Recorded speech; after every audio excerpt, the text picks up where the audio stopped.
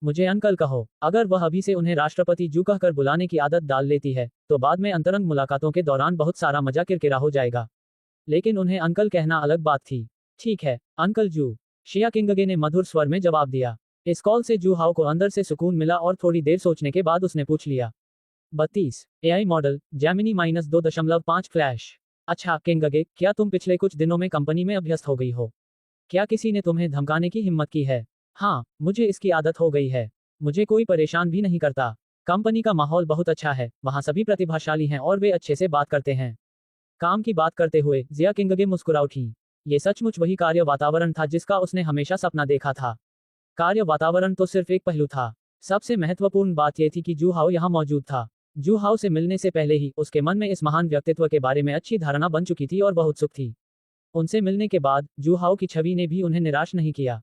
इसके बाद जू हाओ ने उसकी देखभाल की, उसे स्वागत उपहार दिया, उस पर बिना शर्त भरोसा किया और उसे पर्यवेक्षक के पद पर पदोन्नत किया। शिया किंगगे की मां का निधन कम उम्र में ही हो गया था और उसके पिता काम में व्यस्त रहते थे, इसलिए वे शायद ही कभी उसकी देखभाल करते थे। जू हाओ की निस्वार्थ देखभाल ने धीरे धीरे उस लड़की के दिल में जगह बना ली, जिसे प्यार की कुछ कमी महसूस हो रही थी। जहां तक शिया किंगगे की बातों का सवाल है, जू हाओ को उन पर कोई संदेह नहीं था। उनकी व्यापक छंटनी के बाद कंपनी के कर्मचारी काफी अधिक आज्ञाकारी हो गए थे। उनके मन में चाहे जो भी विचार चल रहे हों, उन्होंने जो दिखाया वह आपसी प्रेम और स्नेह का ही आभास था। जू हाओ ने पाया कि सिस्टम इंटरफेस ने वास्तव में जिया किंगगे के अनुकूलता भावना मूल्य के बारे में एक अधिसूचना प्रदर्शित की थी।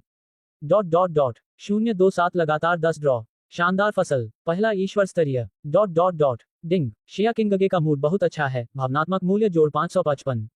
तस्क, जू हाओ ने मन ही मन अपनी जीभ चटकाए। इस नन्ही नायिका की क्या स्थिति है? उसने अभी आधिकारिक तौर पर हमला शुरू भी नहीं किया था और नन्ही नायिका ने पहले ही अपनी पोल खोल दी थी। ऐसा लगता है कि उनके द्वारा निरंतर दिखाई गई सद्भावना व्यर्थ नहीं गई। भावनात्मक मूल्य की सूचना देखकर जू हाओ को याद आया कि ऐसा लग रहा था जैसे उसने काफी समय से कोई चित्र नहीं बनाया था। इस दौरान वह भावनात्मक मूल्य का संचय कर रहा था। वह 100,000 तक पहुंचने के बाद लगातार 10 ड्रॉ करने की तैयारी कर रहा था। प्रीमियम ड्रॉ के बारे में उसे पता नहीं था कि उसमें से क्या निकलेगा। अगर उसे कोई बेकार कार्ड मिल गया तो यह नुकसान होगा। चलिए पहले 10,000 की लागत वाले सामान्य ड्रॉ पर ही ध्यान केंद्रित करते हैं। जू हाओ ने पैनल पर एक नजर डाली। वाह, कुछ दिनों तक जांच न करने के बाद भावना का मूल्य पहले ही 100,000 से अधिक हो गया था। सबसे अधिक योगदान देने वाला व्यक्ति अभी भी चेन मो ही था। चेन मो को थाने ले जाने के बाद लियूफी ने अपने संपर्कों का फायदा उठाते हुए उसे अधमरा कर यातना दी। ऐसा इसलिए था क्योंकि उसने पर्दे के पीछे से साजिश रची थी कि नायक का अंत दुखद हो। सिस्टम ने उसके प्रति भावनात्मक मूल्य की गणना की। ये काफी अच्छा है, उसे यह काम खुद करने की जरूरत नहीं थी, दूसरों को नायक से निपटने देकर वह भावनात्मक मूल्य भी प्राप्त कर सकता था। उनकी सुरक्षा काफी हद तक सुनिश्चित थी। अगली कड़ी नायक की सौतेली मां सू वान की यू थी। हाल ही में उसका प्रदर्शन थोड़ा सुस्त रहा है, जबकि पहले वह एक रात में 20,000 से अधिक अंक प्रदान कर सकती थी। मुझे आश्चर्य होता है कि क्या एक ही व्यक्ति को बार बार निशाना बनाने से समय के साथ भावनात्मक मूल्य कम हो जाता है, या फिर ऐसा इसलिए है क्योंकि सू वान की यू के कुछ गुण जागृत हो गए हैं। बहरहाल उसके प्रति उसकी नफरत खत्म हो गई है और उसका गुस्सा भी कम हो रहा है। उनकी लोकप्रियता भी लगातार बढ़ रही है। मेरे आसपास अभी भी बहुत कम नायिकाएं हैं। जू हाओ ने भावुक होकर आह भरी। उसे जल्द ही अपनी दोनों बेटियों को उसे पापा कहना सिखाना होगा और उन्हें हर दिन घर पर रखना होगा ताकि उसे भावनात्मक संतुष्टि मिल सके। शिकिंग और हुआ ये की समस्या सुलझाने के बाद वह उन्हें 5 बड़ी बहनों का मन बदलने की जिम्मेदारी सौंप देगा। 7 बेहद खूबसूरत बेटियों के बीच क्या उनकी भावनात्मक कीमत आसमान छू नहीं जाएगी? उसने खुद को संभाला। अभी इन बातों के बारे में सोचने का समय नहीं था। अगर अभी नहीं तो वह कब पर्ची निकालेगा? डिंग, मेजबान को बधाई, आपने इनाम जीत लिया है 5 मुफ्त एट्रीब्यूट पॉइंट्स। प्रश्नवाचक चिन्ह प्रश्नवाचक चिन्ह प्रश्नवाचक चिन्ह। पहले ये 10 अंक हुआ करता था, अचानक यह आधा क्यों हो गया? ये तो एक तरह की धोखाधड़ी है। हालांकि इस बारे में सोचने के बाद उसे राहत महसूस हुई। इससे पहले उसे 10 अंक मिलने का कारण शायद ये था कि सिस्टम ने देखा कि वह बहुत कमजोर था और वह नौसिखिया सुरक्षा अवधि में था।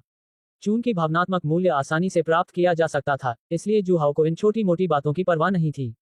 डिंग, मेजबान को बधाई, आपने इनाम जीत लिया है अस्थि मज्जा शुद्धिकरण गोली। यह अस्थि मज्जा को साफ करता है और हड्डियों को परिष्कृत करता है, शरीर से अशुद्धियों को दूर करता है और अस्थि जड़ की क्षमता को बढ़ाता है। जू हाओ की आंखें चमक उठी। बुरा नहीं, बुरा नहीं। यह एक दिव्य औषधि है जो अक्सर उपन्यासों में दिखाई देती है, जिसका उपयोग नायक द्वारा निम्न स्तर की स्थिति से ऊपर उठने के लिए किया जाता है। इसे लेने के बाद व्यक्ति में पूर्ण परिवर्तन आ जाता है। आप न केवल आकर्षक बन सकते हैं, बल्कि आपका दिमाग भी तेज हो सकता है। इसके अलावा यह आपके शरीर को मजबूत बना सकता है, जिससे आप सभी बीमारियों से प्रतिरक्षित हो जाएंगे। और एक रात में 7 बार ऐसा करने में क्या बड़ी बात है? चरम सीमा तक पहुंचना भी कोई समस्या नहीं होगी।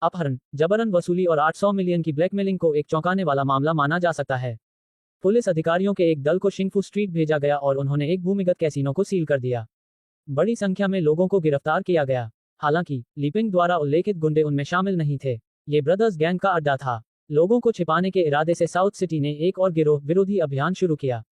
ब्रदर्स गैंग के मुख्यालय में ब्रदर्स गैंग के कुछ अधिकारी बैठक कर रहे थे। चेन मो भी उनमें से एक थे। इस समय उनका चेहरा बेहद गंभीर था। क्या आसान और बाकी लोगों के बारे में अभी तक कोई खबर नहीं है। उन्हें अपहरण करने की हिम्मत किसने दी? और उन्होंने तो किसी से 800 मिलियन की उगाही करने की भी हिम्मत की, जिससे हमारे पूरे ब्रदर्स गैंग को नुकसान उठाना पड़ा। इसी बीच जूस ग्रुप में राष्ट्रपति कार्यालय सचिव ली कुन राष्ट्रपति जू के सामने आदरपूर्वक खड़े होकर ऑपरेशन के विवरण पर रिपोर्ट दे रहे थे। बाद में पता चला कि यह सब राष्ट्रपति जू की योजना थी। इस सुनियोजित अपहरण की योजना उसने लाओ मो से ब्रदर्स गैंग के कुछ लोगों के साथ मिलकर बनवाई थी। उन्हें फ्रेम करना, इसका उद्देश्य ब्रदर्स गैंग की ताकत को कमजोर करना था। अन्यथा लियू परिवार उनसे निपट नहीं पाएगा। दरअसल ब्रदर्स गैंग का बॉस अच्छा था और उनके काम दूसरे गैंगों की तरह लापरवाह नहीं थे।